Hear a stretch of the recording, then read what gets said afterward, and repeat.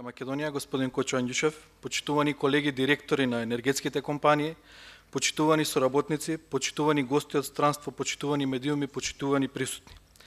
Дозволете ми да ве поздравам во името на Управниот одбор на АДЛМ,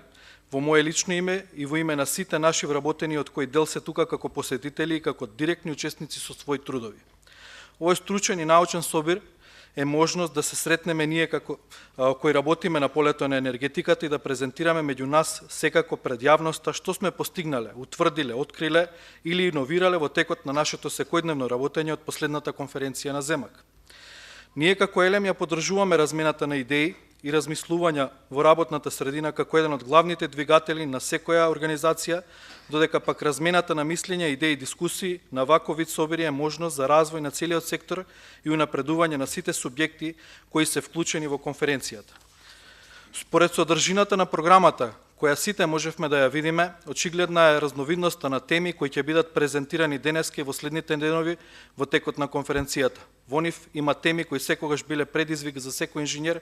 и за секој стручњак на полето на енергетиката, но исто така и нови теми кои произлегуваат од новите, модерни текови и од светските трендови во енергетиката, кои во следните години се очекуваат и да добиваат се повеќе на значење. Почитувани, ова